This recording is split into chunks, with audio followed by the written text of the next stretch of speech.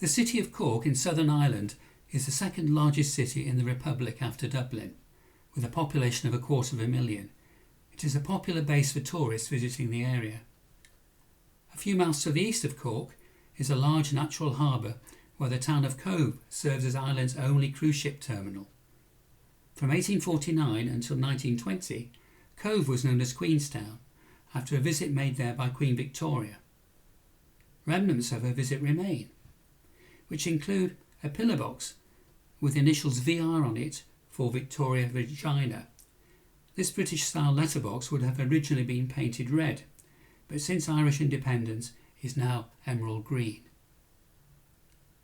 Cobh is now a quiet place, but was the main port of embarkation for Irish emigrants to North America, where 2.5 million people, or nearly half the population, left to make a better life in the New World.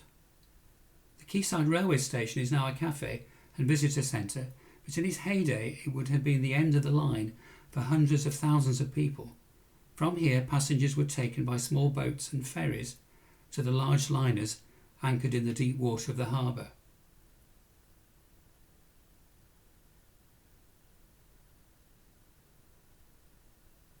A statue on the waterfront celebrates Annie Moore and her brothers, who were the first people to be admitted to the US through the Immigration Centre at Ellis Island, New York, on the 1st of January 1892.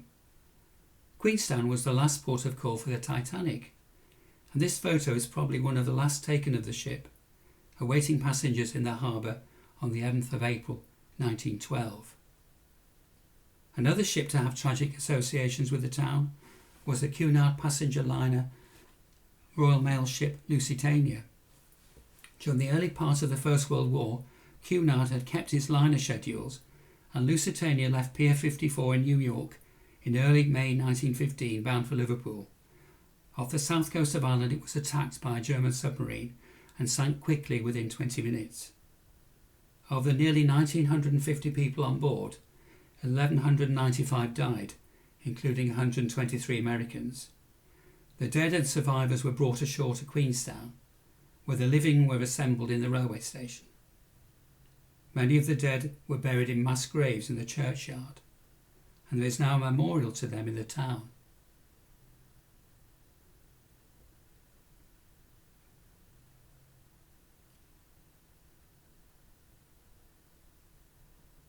Severe poverty was one of the driving forces for emigration. Rural life in small crofts or farms was hard, and living conditions primitive. The Irish potato famine of 1845 to 1852 caused the deaths of 1 million people, with a further 1 million leaving the country.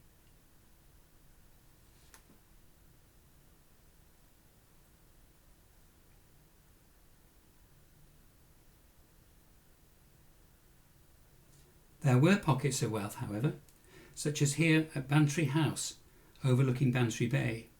The house was built by the Whites family, who were prosperous merchants in the early 18th century. Descendants of the family still live here, and the house and gardens have been open to the public since 1946.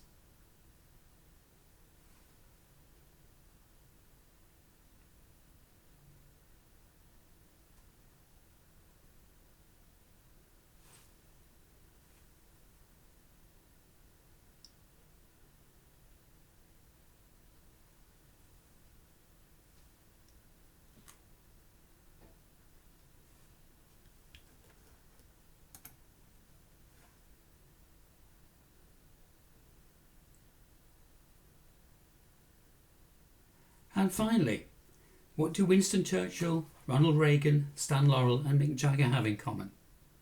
Well, they've all kissed the Blarney stone at Blarney Castle. Legend has it is if you kiss the stone, which is located on the outside of the top of a tower, you'll be granted the gift of eloquence, or the gift of the gab. The stone may have originally formed part of a drainage duct or a latrine, and kissing it is certainly not for the faint-hearted. Visitors climb to the top of the tower and then process around it, around the inner wall. They then have to lie on their backs and, supported by a guide and a bar, lean backwards to reach the stone. Perhaps we should ask Johnny Lays if he's kissed the Blarney Stone. And that's all for now.